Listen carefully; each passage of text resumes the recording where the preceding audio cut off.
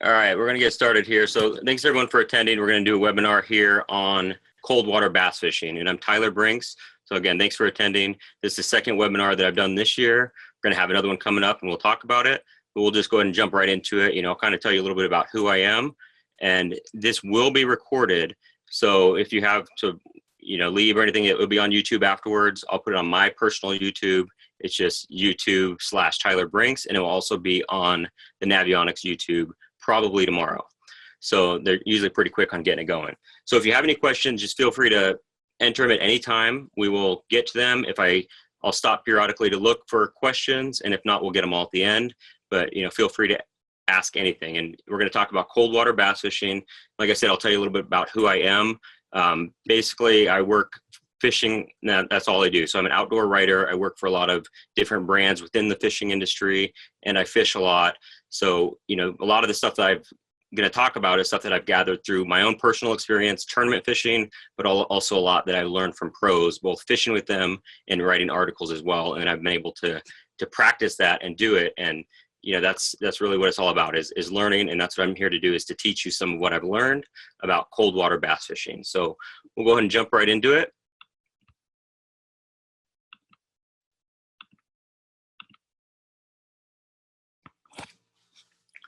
All right, so we'll break down the agenda. So, really, what is cold to you? I mean, that could be totally different things for where you live. I mean, it's really, relative to where you live. I lived in Florida for a while, and cold down there was, if it got in the 60s, that's freezing. But, here in Washington State where I live, 60s, summer day. I mean, it doesn't get too much warmer than that. So it's really just different based on where you're at. So we'll kind of talk about some different ranges that I consider. We'll also talk about spring versus fall, because my theory is that it's a lot different, and there's a lot of similarities as well. Same with largemouth versus smallmouth.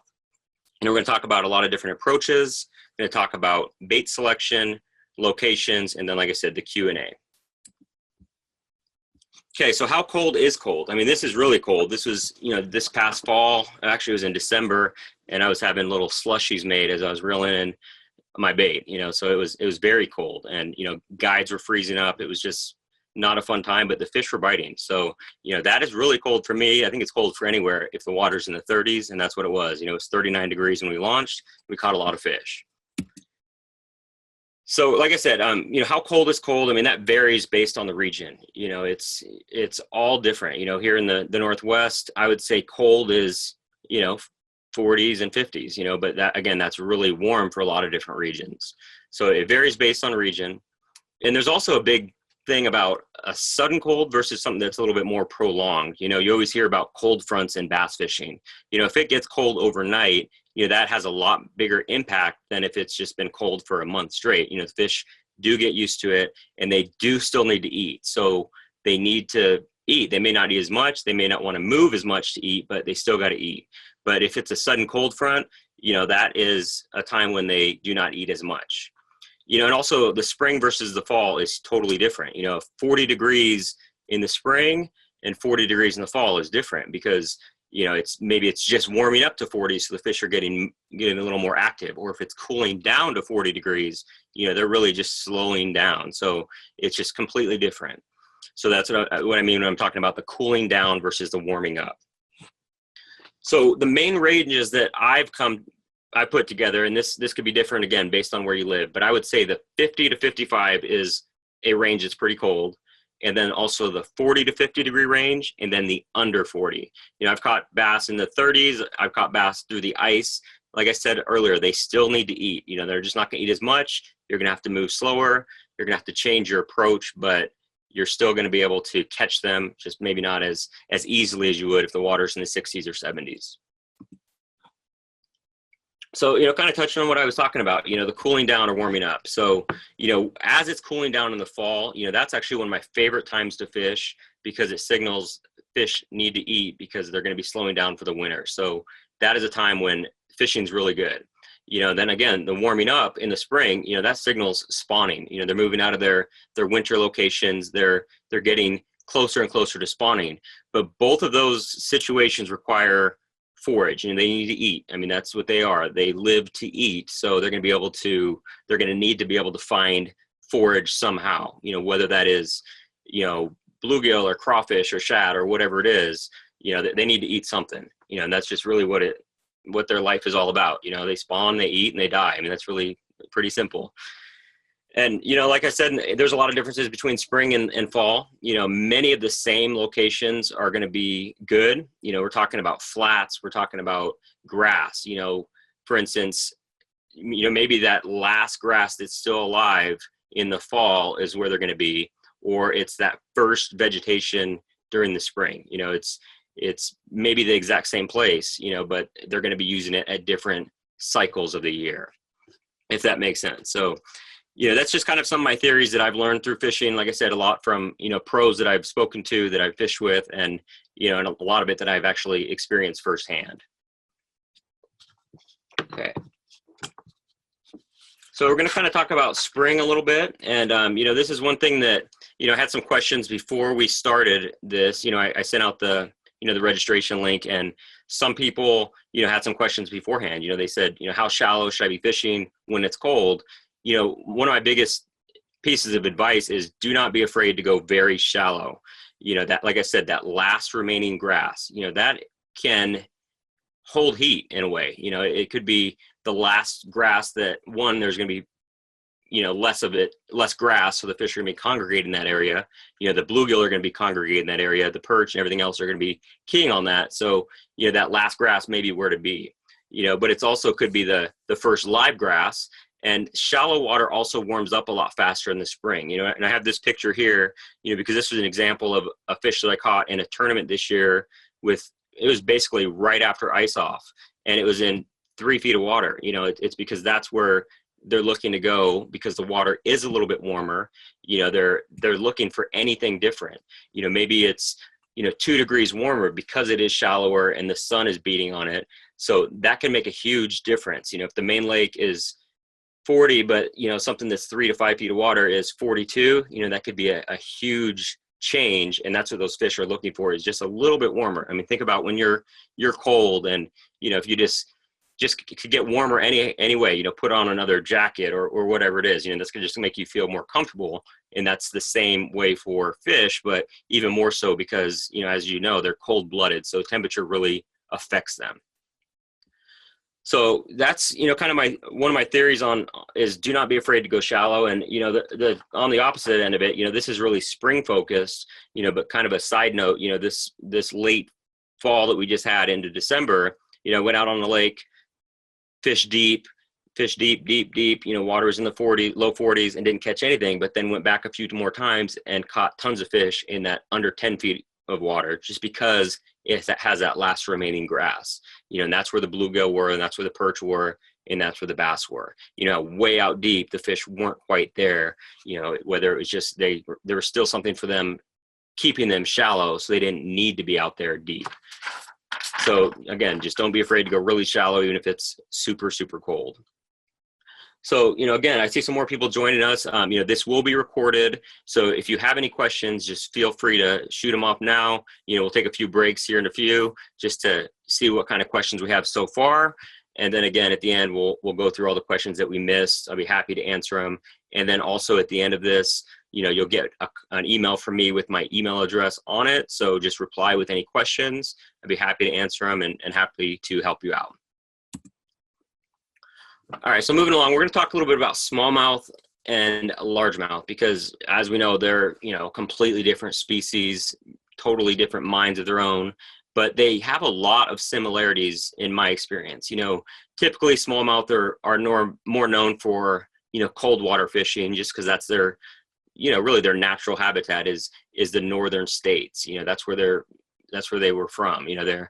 Their range is more northern, where largemouth is more southern, but they are very similar, again, because they need to eat, and they're going to act the same just because their whole purpose is to eat. So, I think they're a lot more similar than you would think, especially if you're talking about northern strain largemouth and smallmouth. They do act very similar in what they're looking for and where they're going to be during the cold. And again, we'll talk about some locations, and we'll show you some maps, and I'll point out a few different areas that I think would be good for cold water, and some of them are, because they're places that I actually do fish, so I know that. So I'm kind of cheating a little bit and using some screenshots of places that I fish a lot.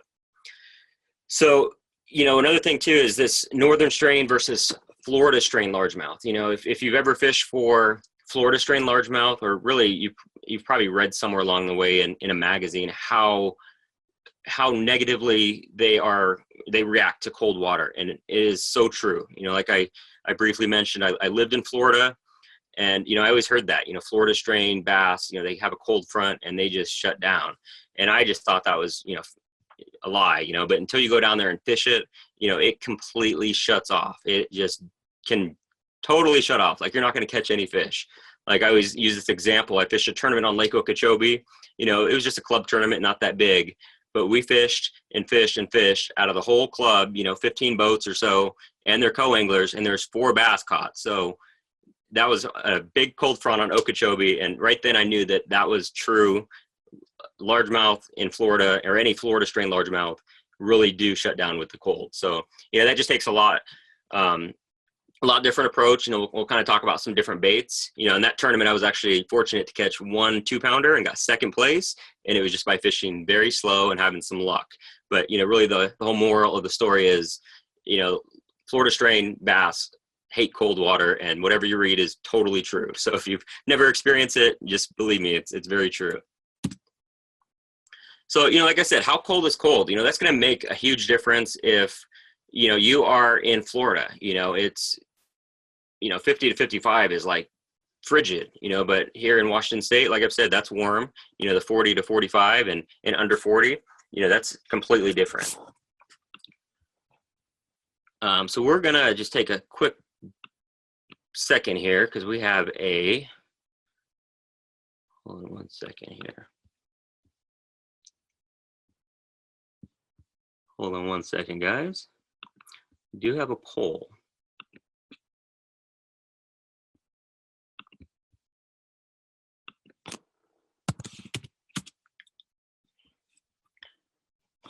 Excuse me here, guys, but, you know, like I said, if you have any questions, just feel free to jump in and ask any questions that you possibly have. Let's see.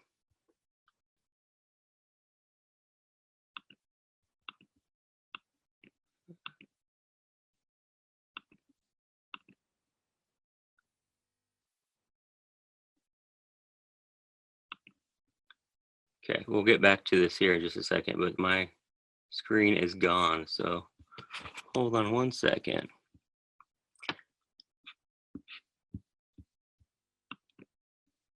Okay, we'll get to that in here in just a second, but we'll get to the poll. We're going to keep going here for just a second. Okay, so like I said, it just really depends on where you're from and what is cold for you. So now we'll just jump right into it. You know, we'll talk about different temperature ranges. You know, 50 to 55, you know, that's really not that cold for me, you know, and really it's a prime time for all types of baits. You know, there's plenty of activity. You know, you could catch them on just about everything in that depth, in that temperature range. You know, crankbaits, swim baits, really all the way up to topwater, you can catch them on that.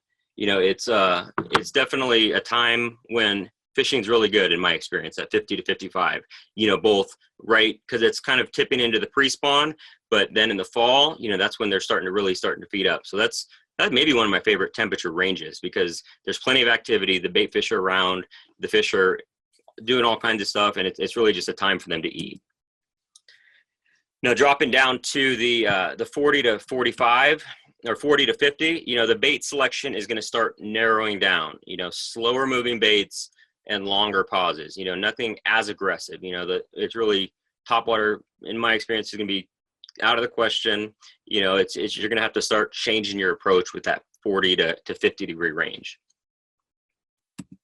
Now that under the 40 degrees, you know, that's when it really, really slows down. And that's going to be a lot more with jerk baits. You know, I say the hair and metal, you know, that's going to be things like hair jigs, metal. I'm talking about, you know, spoons and blade baits and tail spinners and things like that. And then really just to start to slow down, because the fish are slowing down as well. Okay. So, and then as far as the depth ranges and what I'm going to be targeting, I'm going to talk about shallow and deep. For me, shallow is 10 feet or less and deep is 20 foot or more. And I'd say 10 to 20 is kind of a mid-range. Again, this is going to be totally based on where you live. And, where I fish and what I decide to do all depends on the forage. So this is a screenshot, and I use this same screenshot in my last webinar on using technology. You can see here it's 22 feet.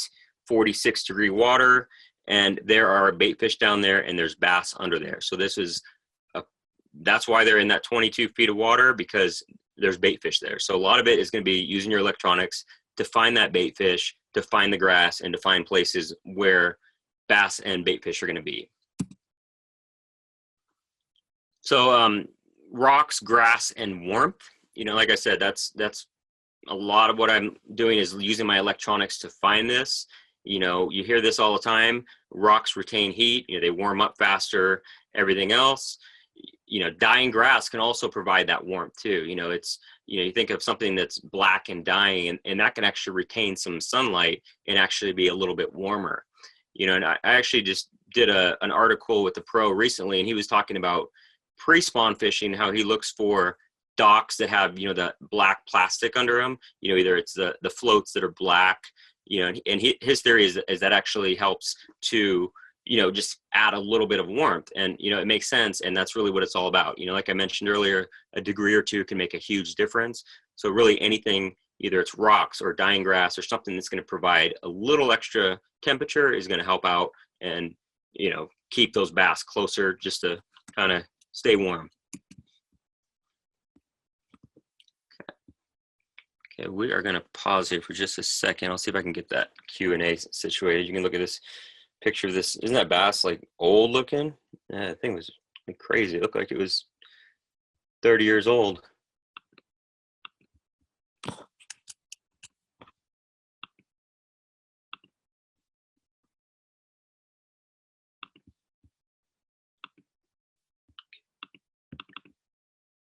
This thing is give me a lot of trouble last time, so hopefully this update will fix it real quick. So again, sorry about this, guys.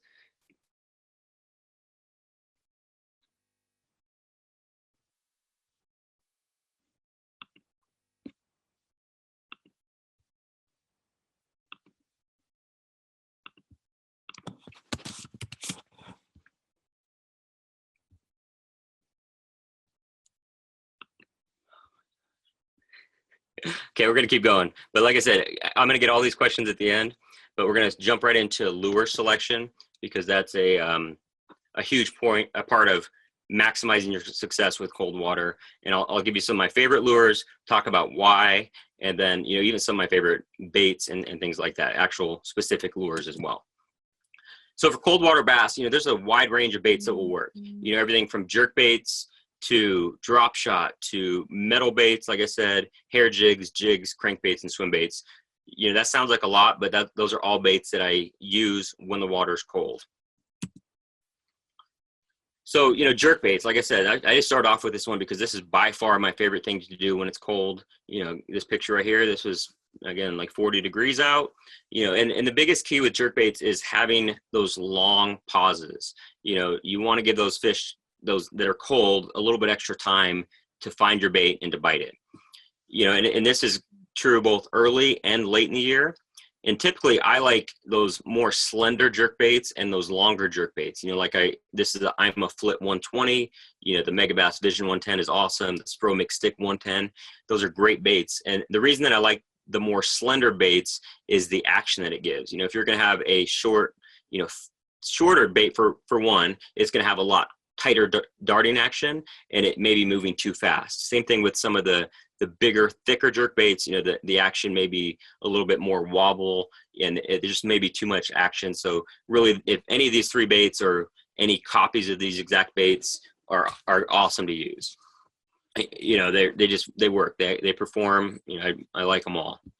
And one thing that I do a lot is to use lighter line to give them more of a natural action, and then also to get a little bit more depth. You know, this was actually with 8-pound line, which is something that's fairly new to me, is to use that light of a line for jerk baits. But, you know, I personally think it makes a difference for, like I said, getting the bait down and just having a more natural action to what you're doing with it.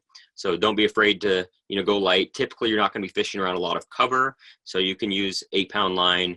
Just play them easily, you know, unless you're catching giant bass, you'll be fine. So, you know, deep jerk baits is another thing. You know, this is something that I started doing a lot more of last year too. I mean, I kind of got away from that, but deep jerk baits work awesome. You know, it's the same principle, just deeper. You know, and it also allows you to target areas that, you know, most people don't use jerk baits, you know, like that. And when I'm talking about these, I'm talking 8 to 10 feet or so, where those other jerk baits are going to go down 4 to 6 feet. You know, just fishing a little bit deeper, you know, those deeper grass lines, those deeper rocks, things like that, just reaching it is going to make you know, you're going to fish where most people don't use these jerk baits as much as they do the other ones. So, you know, as far as top baits, you know, I like the KVD deep jerk bait, which is what this is. You know, also the I'm a deep fry, and then the Vision 110 +1. Those are great jerk baits. So like I said, I like using a lot of metal baits, and, you know, this kind of really, you know, increased over the years of me starting to fish for walleye using blade baits. And I really learned how effective they are when it's cold, and they work great for smallmouth, as you can see here. So I do like throwing blade baits. You know, also spoons. You know, I haven't done that as much in the Northwest, but, you know, in other places with shad, you know, it's a great technique. You know, I'm sure it would work just fine up here, but, you know, anywhere there's shad, throwing a spoon in really deep water, you can catch fish that are really deep, and suspended fish as well, which is something that does happen with cold water. Tail spinners, and really most of these, even the tail spinner is more of a casting and retrieving. You know, this time of year when the water's cold, it's mostly vertical. And we'll talk about drop shot, or not drop shot, or we will, but we're going to talk about video game fishing here shortly. But really, for me, it's best when the water is the low 40s or less. You know, I'm sure they'll work throughout the year, but I personally think they work better than anything else when the water's that cold. Anything a little bit warmer, you know, you can catch them better on other things. You can catch them on drop shot and different things than having to use this.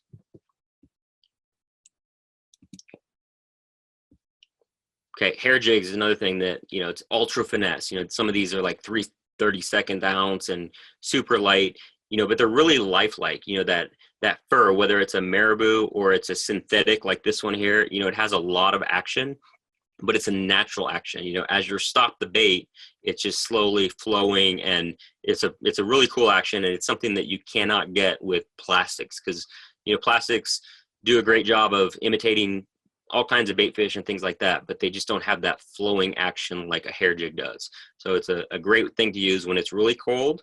But, you know, kind of completely unrelated to this, they're also really good when the water's very hot as well. For some reason, I have a lot of success when the water's really warm as well. So it's kind of the two extremes. You know, when the fish are at their least energetic times, you know, that's a great thing to do, is to try hair jigs. And they look like little crappie jigs. I mean, some of these are, I think, really like this one, or that's a salmon and steelhead jig, but they work great for bass when the water's cold.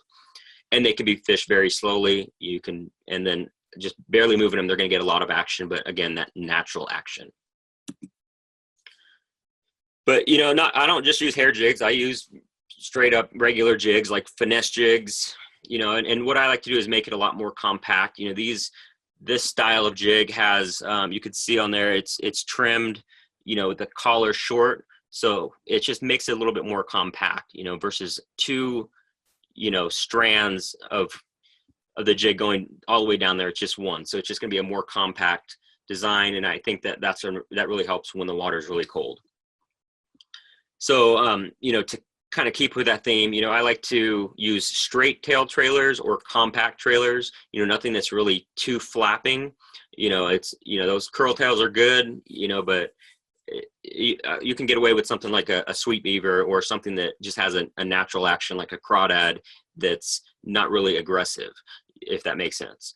And really this time of year, I fish it a lot more slowly. You know, I drag it more than I hop it.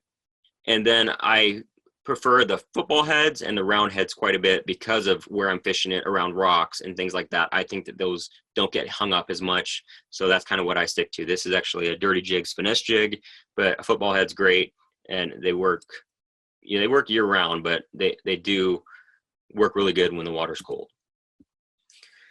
Crankbaits, I love throwing crankbaits. This is actually my crankbait box picture from a few years ago. This was all the Rapala DT6 and DT10. I probably lost almost all these since then because I used to use them all the time. I still think it's one of my favorite baits, but I found some other baits that work just as good. But typically when the water is 50 degrees or more is when I'll do it. So this is that 50 to 55 range. So they do work when it's colder, but again, kind of like when I was talking about the blade baits, I think there's things that catch them better when the water's warmer. So, right around that 50 degrees, crankbaits really pick up, and then they kind of also taper off a little bit as the water is dropping. So I always like the flat cranks when the water's cold, and again, that 55 or less. I'm not going to use a big aggressive wobbling bait, like a square bill or something like that.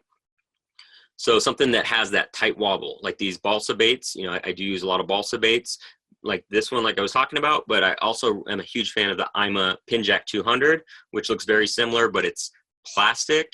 It has the same type of action, but you're not going to break them like you do all the time with these baits. That's one huge downfall of this. A lot of these, whenever I'd find them on sale, I'd buy every single DT6 I could when they're like $3 because I knew that I was going to break the bill eventually, or something's going to happen to it, or they're going to crack. But that's kind of what you get when you're fishing them around rock and you're fishing them a lot. But with that IMA bait, you don't get it as much because it's plastic. It's a little more durable. Same with that Strike King KVD 1.5 flat, which is right here. Kind of the same thing. It looks like that, but except it's not going to break all the time. That's if I had one, one downfall for these, it's that you will break them all the time. So just a fair warning. So, and also if you get grass on them, do not slap it on, to take grass off of it. Actually take your time and pull it off because you will break these a lot. Actually, a lot of baits. That's just a good practice to do. So we'll kind of get back to that, or get back to the presentation. I always do this, go off on tangents. All right, so swim baits, that's another thing that I love doing in the fall, especially, and typically for me, where it starts and ends is that 45-degree mark, and that's, maybe it's just mental, but that seems to be the best, 45 plus or down to 45. And also for me, it's a lot more in the fall. This picture was from a tournament on Lake Coeur d'Alene that was right before Thanksgiving, and it was all swim baits. So, when I'm talking swim baits, I'm talking jig head swim baits, and some of my favorites are Kitex, of course, can't beat those, and any of the knockoffs are okay. There's the Strike King one. There's the, everyone makes the Kitex. But I think the Kitex are the best, but there's still some of the knockoffs that are pretty good and they're a lot less expensive. But some other ones that I really like are the AA's, the AA's Bad Bubba Shad, and the Rain's Rock Vibe Fat. Those are really good swim baits as well. And they're different because everybody throws a Kitech. If you know anybody that, fishes for smallmouth in the fall, I'm sure everybody has Kitech. So it's kind of cool to give them something a little bit different, instead of just throwing the same thing that everybody else is throwing, because that does make a difference really with all presentations, as you know. So typically I'll fish on a jig head, and I'll fish at anything from like a 1/4 ounce all the way down to a 3/4 ounce. And that's just strictly depending on depth. If I'm going to be fishing 30 to 40 feet, I don't want to sit there and wait for a 1/4 ounce bait to sink all the time. So I'm going to use a 3/4 ounce. But I also often fish them on a swing head, and, also known as the biffle head, or any of those swinging head hooks. And in that case, I'll fish any of these swim baits, or really just the Rock Vibe Fat and the Kitex, but I'll fish on a swing head and fish them like a jig, dragging them in more of a, making a lot more contact with the bottom. And it is going to be a lot more weedless too, because it's not an exposed jig head. So that's just something to try when it's cold, and you could try it when it's warm out too. It's a good way to, again, give fish something a little bit different, and instead of just doing the same thing as everyone else, you can try that. It works really good. All right, moving along to one of my favorite techniques, the drop shot. But, it's funny because I use a drop shot all the time, all the time. But, when it's really cold, I don't use a drop shot as much. I think it's a technique that works better when the water's warm, summer, actually spring through fall. But if I do drop shot, I'm going to use small baits. I'm going to use a straight tail, something that doesn't have, tons of crazy appendages and action. Something subtle. And, I'm talking about small baits. I mean, these are all the baits that, are on my deck. And this is a 4.5-inch robo worm. And that's by far the biggest one, so we're talking 3 inches, 3.5. I mean, just really small, compact baits, subtle baits. And then I also fish a lot of heavier weights. And if you saw my last webinar, we talked about that with video game fishing. And we're going to kind of use some of those same slides and do it again, just because I had a lot of feedback on those particular slides that we did last time for the video game fishing. So if you saw the last webinar, you're gonna have to listen to it again. So we'll go through it. It's real quick, but we'll talk about video game fishing now. This is a product of video game fishing. Oh, this day was so cold. I mean, it hurt driving, and that was the way to catch them, was video game fishing. And, this is a 5-pounder, so it was definitely worthwhile. I put my gloves on right after this because it was freezing. So, moving on, what is video game fishing? It's quite simply just using your graphs to see and then drop down to the fish, and it's a thing you can do with drop shots, spoons, blade baits, really anything vertical. It's something that you do need to set up your graph and have the right boat positioning just to make sure that you're doing it right.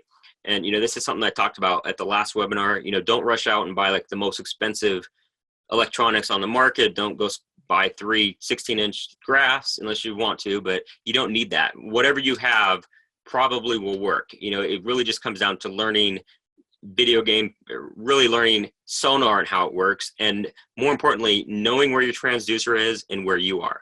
So if your transducer is right under the trolling motor, you need to drop it straight under the trolling motor, not over here, not over there. Get it as close to the transducer as you can. And one thing that you can do is use a lot heavier weight to get down there quicker. So, I'm talking a 1/2 ounce drop shot weight, a 3/4 ounce, even a 1 ounce. And you don't have to go buy those specific drop shot weights. You can buy those little bass casting sinkers that are like, 99 cents for 100 of them or whatever they are, 3 of them or whatever they are. You can just tie one of those on there, and you're not going to be casting it. So you're not going to have to, worry about, getting a new rod or anything like that. Your lure rating on your rod is one thing, but you're not going to be casting it. So don't worry about that. Really the whole thing is to get it down there quickly into the zone and into what your sonar is showing. That's really the biggest thing with video game fishing. And a lot of times I'll use smaller baits, baits that don't have, a lot of action, because that's going to allow them to drop faster.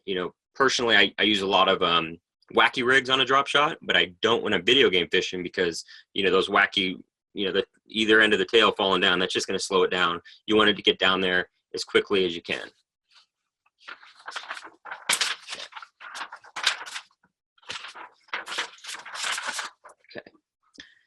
But you can also do it with blade baits. You can do it with jigging spoons. You can do it with those ice jigs. They're actually made for ice fishing, but they work great vertically fishing and video game fishing. This is an example of what you can see by looking at your graph. This is my line dropping down on the fish, working up and down, and then getting a bite right there and reeling that fish in. This is just a section where the fish was out of the range, it darted over to the left or right, but this is what we all strive for. 46 degrees, 48.7 feet. So fish can be caught really deep. And I think this one wasn't very big, a couple pounder, but it was cool that I was able to see it on there. Kind of another side note, if you have a Lowrance and you want to get these video game shots, you see something cool on your graph or whatever it is, just hit the power and pages button. And that will save that to your graph, and then you can take it off with an SD card, post it, show everyone how cool your screenshot was. It's a lot better than just taking a picture of it where there's a reflection of you in it and everything else. So kind of a side note, but it's really easy to do, and that's what I do for all my screenshots. And yeah, like this is ideal. I mean, you want this. This is why you video game fish, to see fish, to catch them, and reel them in. I mean, that's what it's all about. So here's, like I said, we're going to kind of do stuff that we've already talked about in the last webinar, but there are a lot of tips that I've learned. Boat position is key. The faster you drop, the better. you know, and really watch how that fish is acting. If it's streaking really quickly, you know, moving around, you know, that means that that fish is active. And typically that fish is caught, as good as caught, if you do it right. Most of the time they bite it as soon as it hits there. Most of the time it's reaction strikes. You know, you're dropping it right on them. They're not used to seeing baits drop on their head like that. So a lot of times they are going to bite it. You know, you could really catch a lot of fish doing that, kind of surprising them, getting that reaction bite. Sometimes you'll have to work a little bit when it's a little bit colder. You know, and that's what we're talking about, is that cold water fishing. But still, if you could see them on the graph, a lot of times they're pretty easy to catch as long as you can get the bait down there quickly. And, you know, again, knowing where your boat is, dropping it down there quickly so your boat hasn't drifted over 10 feet and your bait is, you know, really far away. So, you know, that's, you might as well not even do it. So just really just getting down there as quickly as you can is key. All right, so we're going to talk about a few different locations, you know, with cold water fishing. These are some screenshots from the Navionics website. You know, the cool thing about the Navionics website is you can go to the chart viewer, which is right here. You can do all this for free. You don't have to download their app. I mean, you can if you want. It's an awesome app, but you don't have to. This is kind of a good way to try it before you buy it to see what you're going to get from the app. So it's a cool way to do it. Just go to the chart viewer, pull up your lake. Make sure you hit this button right here. You can't see it because it's popping it up, but it's, there's a little blue button down there. Just make sure that it says sonar chart on it. Click it and make sure that sonar chart is enabled. Sonar chart is the 1 foot contour intervals, which is why this looks all pretty here. And otherwise it's going to be, you know, not quite as detailed. So you want to make sure you have that sonar chart enabled. So, okay, we're going to talk about some locations. This is Silver Lake here around Spokane. So, you know, there's a few different areas. I'm just looking at this area. You know, you see out here, this is a hump. You know, this is a good location to catch fish when the water's cold, when the water's warm, you know, because everything around here is really deep. You know, as you can see, it drops off pretty quickly. And the reason I say that is because the lines are really closely together. So this is a nice location. This over here would be an awesome location as well because it's a nice flat, and you could tell that because the lines are further apart than they are over here. So those flat areas are where I'm going to be looking, you know, later in the year as the water starts to die, or the grass starts to die, and the fish are looking for that last remaining grass. That's a good place to look. You know, then I would say that this area would be something that typically would be better, you know, later when it's colder, you know, especially on this deeper side of it here, as you can see here. You know, that's another question I had too, is, you know, just basically about reading the Navionics map. And, you know, just like reading on a paper map, the closer the lines, the steeper the drop. So I would say that as water cools and continues to cool, they're going to be closer to these deep drops because they want to be out in this deeper water later in the year, but they still want to run up here. If suddenly there's a couple warm days in a row, you know, they can jump up here and look around and see if there's any food. So they like that security of that deeper water, but you hear it all the time. They want access to shallow water, or access to deep water. You know, bass are really lazy. You know, they want it all. They want to be able to have shallow, deep, grass, food all in one place, you know, and also be able to spawn close by, you know. So if you could find a place that offers all those things, you know, a flat, deep water, you know, grass, some kind of cover, whether it's rock, you know, you're really made anytime that you fish any lake anywhere in the country if you can find all those things. And that's going to, again, vary based on where you live. Deep is relative to where you live, you know, the forage and everything's going to be different, but in general, that's a good approach to be able to find all those things in one view without having to scroll around and look for all of them separately. So here's another screenshot. You know, as you can see, this is a pretty crazy looking contour line. There's all kinds of stuff here. There's an underwater point over here. You can see this is a deep hole. As you can see here, 28, 29, where everything around just a little bit shallower. This is another underwater point. You can see over here, there's, you know, flat, those thicker lines. And then the thinner line, just a really steep drop going down. So, you know, talking about cold water fishing, you know, I would say as the water is starting to cool down, you're going to look at areas like this down here, the flats that are close to deep water, and then the fish are going to slowly move out towards it. You know, that's just, I can't remember exactly what lake this is, but because I took the screenshot of somewhere, but it's, you know, this is another spot that has a lot going on, and that's something that somewhere in this view, you're going to be able to find fish in cold water, in warm water. It has a lot of features all in one little area. So that's kind of generally what I'm looking for, is something that has a lot in one screen without having to scroll around and find all these individual pieces. This is a cool screenshot because it has a lot of stuff. It has a creek coming out. You know, this would be a place where they would be close. You know, maybe there's warmer water coming in, you know, or cooler water coming in. There's just a lot of cool stuff going on here.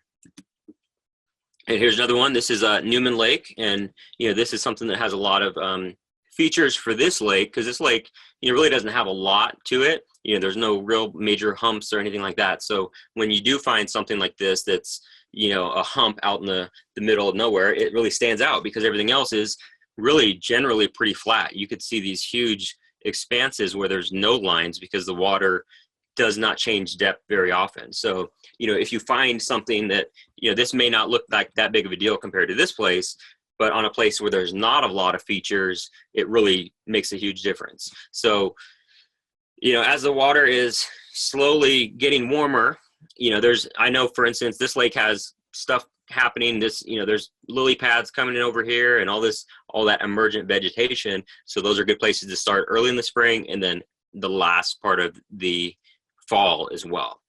You know, and then you also have things over here, like you have a point back here. So there's just a lot of different areas on this lake. Again, this one isn't the best example because it doesn't have tons of features, doesn't have, you know, really underwater points or anything like that. It's pretty basic, but again, finding just something a little different makes a huge difference on a lake like this. All right, guys, so that's my talk. So we're gonna stop here for a second. I'm gonna tell you about my next webinars. We're gonna do a contest drawing, and then we're gonna do the Q&A section. Okay, so upcoming webinars. This one is today, so if you're just seeing this, you missed it. But the next one is March 21st, and that is actually a date change from what I said at the last time. You know, it was going to be like another date. I don't remember, the 27th or something. So this next one's going to be targeting pre-spawn bass. You know, we're going to talk about what I look for. It's going to be just kind of continuing our conversation, moving closer to the spawn and all the way up to the spawn, you know, baits, locations, everything else. So I will hope to see you at that one. So, all right, so go ahead and keep sending your questions. We're going to get to those questions, but I did this contest before, right when I posted this whole webinar. You know, I talked about, you know, or I didn't talk about anything, but I said if you share this post or tag friends on Instagram, you're going to win a prize pack from the co-sponsors of this event, and that's people from Optimum Baits, Ima Baits. There's some Cigar line in there, so there's all kinds of stuff. So I have names in here. I'll just do this real quick so you know it's official. All kinds of names. Whoever wins, I'll contact you, but it is going to be Chris Q. So we'll send that out to you, Chris. I'll hit you up afterwards. But we're going to go ahead and see what questions we missed while I was talking for so long.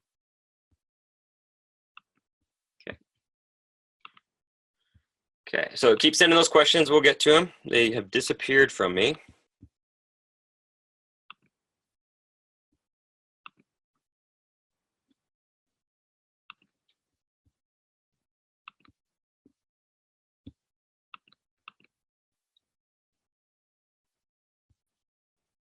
I'm going to pull this back up. So I said, keep going. Bear with me here. My questions have disappeared from my panel. We're going to get them all, I promise.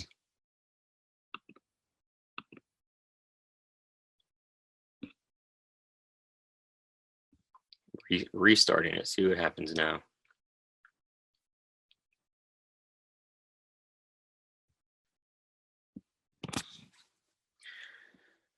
Okay. I swear we will get them. So. See what's this here. Meeting. Show chat. All right, cool. There they are. I got all the questions. So again, I apologize for that. I mean, they just disappeared on me. Okay, so you know, typically when I do these, I like to kind of answer them as we go, but we're going to do it a little different this time. So yeah, good to see you too, Mario. Oh yeah, Adam. Yep, definitely 3 feet of water and a boat wake. You know, that was talking about that fish that I caught really shallow in the spring. There was also a boat wake there, so you know, maybe that's the key. Okay, so here's a question from Mario, and it's talking about working a jigging spoon in 45-degree water. You know, I've not been able to get a bass yet. You know, which knot do you use for Okay, so it's two questions. Okay, so for jigging spoon, it's going to really just depend on where the fish are. Typically when I would use a jigging spoon is when I'm seeing fish on the screen and they're suspended and there's not a better way to catch them. So if they're on the bottom, there's a lot of better ways to catch them. But if they are suspended, a jigging spoon is very good. But really what's important is being able to know exactly where they are, and that's going to come with your electronics.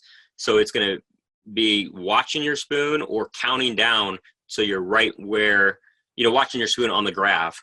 So you make sure that you're right in the middle of them, because if you're jigging it 10 feet above them or 10 feet below them, you may not catch them. So it's really just getting it in front of their face and then just ripping it up and down through them. That's really my best advice for it. Best knot for jerk baits. Normally I just use a Palomar for everything, and jerk baits included. It's kind of a pain because you have to make that big huge loop to make sure you don't get treble hooks marked all over the place. So still Palomar, I think it's still the strongest knot. It has never failed me, so I still do it no matter how much of a pain it is during cold water. Still do it. Oh, good question, Rick. Moving along. So what depths are you fishing jerk baits, or does it not matter? I mean, really, whatever depth the fish are at. But like I said, those those popular jerk baits like the I'm a Flit, that one actually dives a little bit deeper than, say, a Vision 110. Vision 110 is 4 to 6 feet, where the I'm a Flit is going to be like a 5 to 7 feet, so it gets down a little bit deeper.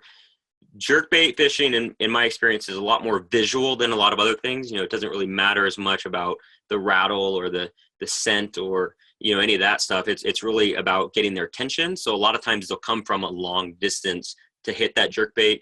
So you can be fishing above them or below them as long as they can see it. So the depth, I would say, typically 10 feet or so or less. I'm not going to be fishing them in like 2 or 3 feet of water. Maybe that 5 to 12 feet, I would say, unless I'm using those deeper jerk baits, then it's going to be a little bit deeper. Another good question, Mario. Have you found that metal baits work best on shad lakes? No, not really. I mean, they do work really good, especially like a tail spinner or a spoon. But as far as blade baits, all the lakes in Washington State have 0 shad, so they work really good. They imitate a lot of different bait fish as well. So they do work in both lakes with shad and then without shad. Another good question. Can you fish a hair jig deep? Yes, definitely. It does take a lot more time to get it down there. But if I'm going to be fishing deeper, I'm going to be using something like it's a bait from Punisher lures that's 3/8 of an ounce. A lot of those that I showed you were really tiny. They have one that's a 3/8 ounce. And there's a lot of other versions similar to that you can fish a little bit deeper. Ty, good question, but you fished with me on Newman in March, so you know all my spots. So cool. So Chris, cool, you did win, so I'll hit you up and send this prize back to you. Okay, one more good question here. How would you suggest fishing in shallow, grassy lakes when the water has cooled off after some warm weather? Let me just make sure I'm reading that right. Yeah, so I fish a lot of lakes similar to that, that are shallow lakes that, have cooled off, really just still looking for that last remaining grass. Even in the dead of winter, a lot of times there's still some grass that's hanging on for life, and that's going to be where they're at. So I would say looking for any grass that's still remaining, maybe that means looking a little bit deeper typically, but, still trying to find some grass, because if there's any grass with any sort of life, they're still going to be there close to it, because bass love grass. I mean, they always do. And it's something that's true all over the place. Okay, good question, Kevin. So what's the best cadence for a jerkbait? Typically I do jerk, jerk, pause, jerk, jerk, pause. And really the main difference is how long you're going to pause the bait, and as you're stopping it. As it cools down, you're going to be making a longer pause. I was going to talk about this example, but, I fished last fall. The water was 38 degrees, took my wife out with me. She was catching fish and I was not, because she was so cold that she was jerking it a couple times and just sitting there and waiting because she was trying to warm up, and she was getting bites when the bait was just sitting there still, for who knows how long. I asked her how long she was pausing it. She's like, I don't know, I was spacing off. I was thinking of our vacation to warm waters or warm weather. So the longer that you can handle it, whether that's 10 seconds or 15 seconds, that's definitely going to help your chances when the water is super, super cold. Good question, Kyle, on best way to fish for bass through the ice. I have not caught many bass through the ice. Typically what I've caught is by accident fishing for perch, with little jigging spoons. Rains makes a really good small spoon. It's called the Powputin spoon. That's one that I know a lot of people catch tons of bass through the ice. People that are a lot better at ice fishing than I am. So I would say that would be a good approach. Just little spoons, just jigging and hoping for the best. I don't do too much ice fishing. And like I said, I've caught a handful of bass through the ice, but mostly, honestly, it was by accident. Never tried to catch them. So good question there. All right, any other questions, guys? You guys have been good. Sorry I didn't get to these sooner.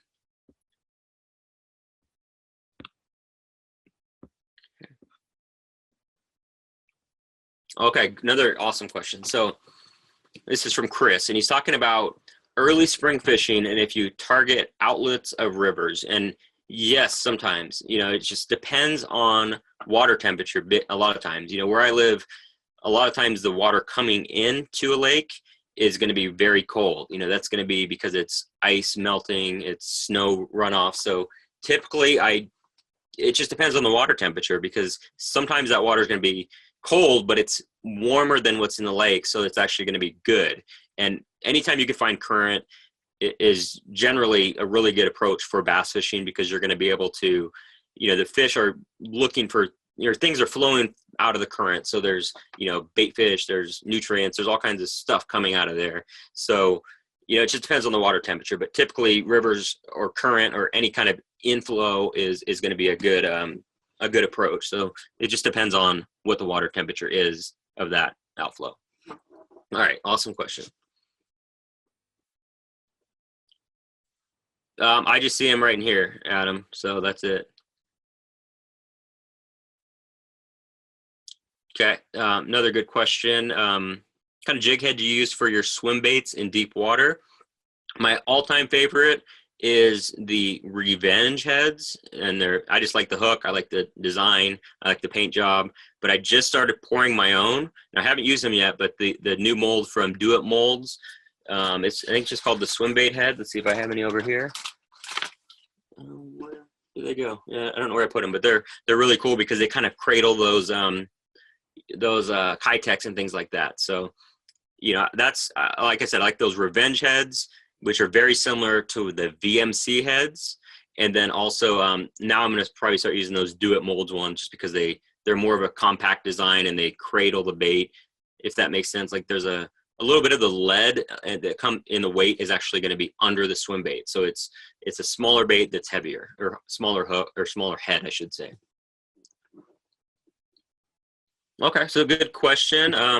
On spinner baits, some people use them in cold water and, never really thought of it as a cold water bait. It just depends on your approach. I think spinner baits in general just aren't as popular as they used to be. I mean, back in the day, everyone threw swim baits all the time. They work really well. Generally, if it's really cold, I would use something that's a little bit slower and has more vibration. So instead of a double willow, maybe a single Colorado is what I would think, just because it's going to have a little more vibration, and it's harder to reel in, so you can't burn it as fast as you can with willow. So I would say that'd be my approach for spinner baits. Really need to throw spinner bait more. It's, with swim jigs and chatterbaits and swim baits, I just kind of don't use spinner baits quite as much as I used to. I think a lot of people are like that too. Cool. Any other questions, guys? Hey, you guys have been great. A lot of really good questions. I appreciate it. Makes it good. And like I said, if we have any other questions, you could just hit me up. I'll always tell you everything I know. All right. You're welcome, Chris. All right, we're going to go ahead and end here, but I appreciate every one of you for attending. And again, this will be on YouTube. I'll put mine up tonight, and then Navionics will have it on theirs tomorrow. So we'll see you guys at the next one. Thanks, Mario. You're welcome. See you, Adam.